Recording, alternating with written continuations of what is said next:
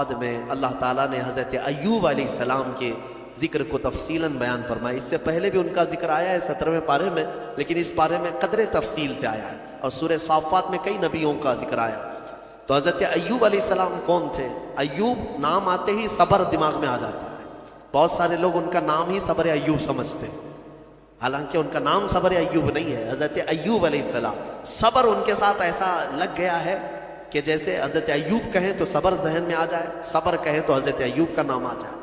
سب سے زیادہ صبر کرنے والوں میں آپ کا نام آتا ہے. حضرت ایوب علیہ السلام اللہ تبارک و تعالیٰ کے ایک جلیل القدر پیغمبر ہیں، نبی ہیں. اللہ نے آپ کو بے شمار دولت عطا کی تھی، اولاد، بیویاں. اس زمانے میں آپ کی شان و شوکت، بڑی جائیدادیں. پھر آزمائش کا ایک وقت آیا، اللہ نے فرمایا اپنے فرشتوں سے میں اپنے بندے ایوب کا امتحان لیتا ہوں. ان کی کئی بیویاں تھیں، تقریباً روایت میں بتائی گئی 16 یا 17، اور ان کی اولاد 28 یا 30 کے قریب اولاد، بیٹے. الگ الگ روایات ہیں.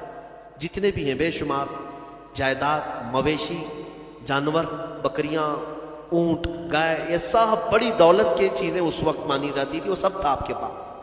پھر ایک کے بعد دیگرے ایسا ہوا کہ طوفان چلا، سارے جانور مر گئے. پھر ایک طوفان آیا، باغیچے اکھڑ گئے، سب ختم ہو گئے. پھر ہوائیں چلی، بیماریاں آئیں، ان کے بچے انتقال کرنے لگ گئے. 1 2 3 4 کرتے ہوئے جتنے بیٹے تھے سب انتقال کر گئے. بیویاں انتقال کی، کچھ چلی گئی. اس طرح ہوتے ہوتے یہ جو 4 سال تک کا عرصہ چلتا رہا، یہ 4 سال آپ کی آزمائش، سخت ترین آزمائش. اور جب جب کسی کے انتقال کی خبر آتی ہے آپ الحمدللہ کہتے تھے. الحمدللہ، اللہ کا شکر ہے. میرے عزیزو، یہ سننا آسان ہے، پریکٹیکل لائف میں پتہ چلے گا. گھر کا ایک فرد بھی چلا گیا، آدھا گھر اجڑ جاتا ہے. حضرت ایوب علیہ السلام کے پاس سوائے ان کی بیوی حضرت بی بی رحمت، ان کے علاوہ کوئی نہیں رہا. سب چیزیں ختم ہو گئیں. صرف ایک وفادار خاتون ساتھ میں تھی. پھر اس پر مزید یہ کہ آپ کو بھی بیماری لاحق، آپ بھی بیمار ہوئے. اتنے بیمار، بخار پر بخار، بخار پر بخار، کہ جسم کا گوشت تک گلنے لگ گیا. سوتے بستر پر تو چمڑی آپ کی بستر پر لگ جاتی. ایسی تکلیف آئی. اور ان حالات میں ایک وقت ایسا بھی آیا کہ آپ کی زبان کٹ گئی، زبان کے اندر دراڑیں پڑ گئی. لاسٹ چیز تھی، زبان سے ذکر الہی کرتے تھے، باقی سب چیزیں کمزور ہو گئی تھی. تب حضرت ایوب علیہ السلام رو پڑے اللہ کی بارگاہ میں. یوں عرض کیا، رب انی مسنی الضر وانت ارحم الراحمین. اے میرے مولا، تکلیف مجھے پہنچی ہے لیکن تو سب سے زیادہ رحم کرنے والا ہے. یہ نہیں کہ مجھی کو کیوں. یہاں اتنے گناہ کر کے بیٹھے ہوئے ہیں اور بستر میں جا کر پھر بولتے ہیں اللہ مجھی کو کیوں کر رہا ہے. تیرے گناہوں کی وجہ سے اگر اللہ تعالیٰ دینے پر آئے کب کے مر جانا چاہیے تھا. اس رحمان نے تو بہت رحم کیا ہے. پھر لوگ یہ کہتے ہیں میرے ہی ساتھ ایسا کیوں ہو رہا ہے، مجھے کو ایسا کیوں ہو رہا ہے، میں نے کس کے ساتھ کیا کیا ہے. تم نے سب سے بڑا دھوکہ تو اللہ ہی کے ساتھ کیا ہے. اس کی پوری عبادتیں ہی نہیں کی، دوسروں کی بات میں چھوڑو. جس کی عبادت کے لیے آئے تھے وہی کمپلیٹ نہیں کیا، اور پھر پوچھتے ہو میں نے کیا کیا ہے. اگر اللہ تبارک و تعالیٰ عدل کرے، ایک نماز کے بدلے ایک ہاتھ چلا جائے تمہارا، تو بچے گا کیا. جتنی نمازیں چھوڑے ہو، جتنے روزے چھوڑے ہو، جتنی زکوٰۃ دبائے ہو، کئی لوگوں کے کیا کیا فرائض باقی ہیں، ان سب کی پاداش میں اگر ہر چیز تمہاری ایک ایک نعمت چھین لی جائے تو جسم میں بچے گا کیا؟ کچھ نہیں بچے گا. حضرت ایوب علیہ السلام نے یہ نہیں کہا کہ میرے ہی ساتھیوں، نہیں، بلکہ مولا ہاں تکلیف پہنچی اس زبان کو جس سے میں تیرا ذکر کرتا، لیکن تو سب سے زیادہ رحم کرنے والا ہے. یہاں تک ہے. اب مسئلہ یہ ہے کہ حضرت بی بی رحمت جو ہے، یہ ایک دن بازار گئی. وہاں شیطان جو ہے ایک حکیم کی شکل میں، ڈاکٹر کی شکل میں دوائیاں بیچ رہا تھا اور بلا رہا تھا کہ میرے پاس ہر مرض کا علاج ہے. خاتون تھی، دوڑی دوڑی چلی گئی اور اپنے شوہر کی بیماری بتائی کہ میرے شوہر ایسے ایسے بیمار ہیں، کیا علاج ہوگا. ابلیس تھا، شیطان تھا، وہ داؤ عورتوں پر جلدی چلاتا ہے اور عورتیں جلدی ہی شیطان کے چکر میں پھنستی ہوئی.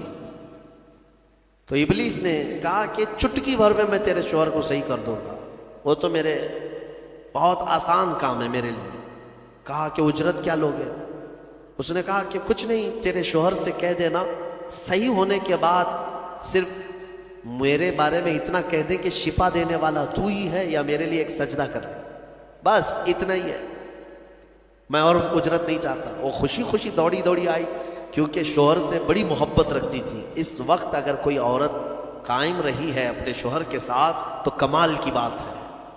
یہ دنیاوی محبت نہیں کہ ذرا برابر عیب لگا تو چھوڑ کر کے بھاگ گئے، شوہر ادھر بھاگ گیا، عورت ادھر بھاگ گئی. وہ وفا شعار خاتون تھی جن کی روحوں کی محبت تھی، وہ جمی رہی. آئی اپنے شوہر ایوب علیہ السلام سے کہا آج تمہارے علاج کا ٹھکانہ مل گیا، ایک حکیم ملا ہے مفت میں علاج کرے گا. کہا ایسے کیسے؟ کہا بس آپ صحیح ہونے کے بعد اس کو شافی کہہ دیں یا سجدہ کر لیں.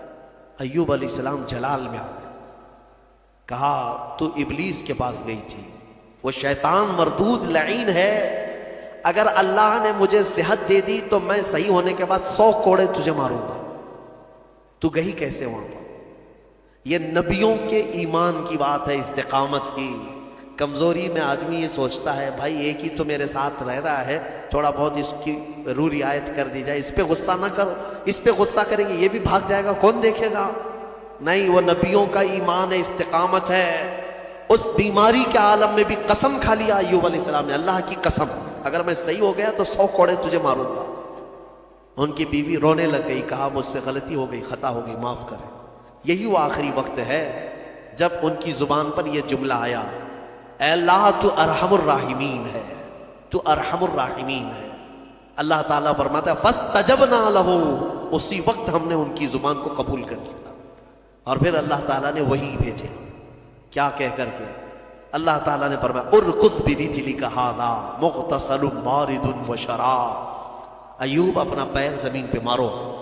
انہوں نے پیر زمین پر مارا تو ایک نہر جاری ہو گئی، پانی کا ایک کنواں نکل پڑا، چشمہ نکل پڑا. تو اللہ تعالیٰ نے فرمایا کہ اب اس میں تم نہاؤ. ایک پیر آپ نے زمین پر مارا، کنواں جاری ہوا، پانی کا چشمہ جاری ہوا. اللہ تعالیٰ نے فرمایا اس پانی سے نہاؤ. نہائے، نہا کر کے جیسے ہی نکلے پورا جسم صحیح سلامت، کوئی بیماری نہیں، ساری بیماری. وہ شافیہ مطلق ہے، بیماریاں جب دیتا ہے تو شفا بھی اسی کے دست قدرت میں ہے. بڑی بڑی بیماریاں کافر ہو جائیں گی، صحیح ہو گئے. اب پھر اللہ تعالیٰ نے فرمایا دوسرا پیر زمین پہ مارو.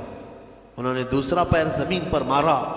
اللہ فرماتا ہے وَوَهَبْنَا لَهُ أَهْلَهُ وَمِثْلَهُ مَعَهُمْ رَحْمَةً مِنَّا. ان کو ہم نے ان کی ساری اولاد، ان کا سارا مال جو کچھ تھا ڈبل کر کے پھر عطا کر دیا، یعنی اس سے زیادہ کر کے. ان کے بیٹے بھی زندہ کر دیے گئے، ان کے اہل و عیال، ان کے باغیچے، ان کے مویشی جانور جتنے تھے اس کا دگنا کر کے اللہ ان کو عطا کر دیا. یہ امتحان کی گھڑی تھی، اس سے نکل ہے. ایوب علیہ السلام یہ سب آنے کے بعد پھر کہتے ہیں الحمدللہ، تمام تعریفیں اس اللہ کے لیے ہیں. پھر اللہ تعالیٰ نے رحم فرمایا اس بی بی رحمت پر. وہ بھی آیت قرآن میں آئی ہے وَخُذْ بِيَدِكَ ضِغْثًا فَاضْرِب بِهِ وَلَا تَحْنَثْ، کیونکہ نبی نے قسم کھائی ہے. ہاں، قسم جو ہے معمولی چیز نہیں ہے. تم صبح سے شام تک 100 قسمیں کھاتے رہتے ہو، ماں کی قسم، باپ کی قسم، ہاں خدا کی قسم، قرآن کی قسم، گلہ پکڑ پکڑ کر کے قسم. یہ کیا قسم ہے؟ قسم کا اندازہ بھی ہے تمہیں؟ ایک قسم توڑو گے اس کا کفارہ یہ ہے کہ 10 روزے رکھنے پڑیں گے. فَكَفَّارَةُ إِطْعَامُ 10 مثلا 10 مسکینوں کو کھانا کھلانا پڑے گا، یا پھر 3 روزے رکھنے پڑیں گے. ذَلِكَ كَفَّارَةُ أَيْمَانِكُمْ، تمہاری قسموں کا ایک کفارہ ہے.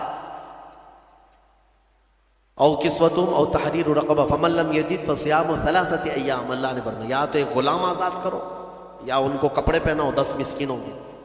ایک قسم کے بارے میں یہاں تو کتنی قسمیں کھاتے ہو اور دوڑتے رہتے ہو.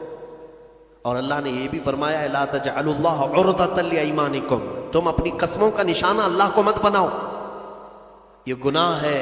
اور حضور پاک صلی اللہ علیہ وسلم نے یہ بھی فرمایا منافق کی علامت ہے بات بات پر جھوٹی قسمیں کھاتا ہے.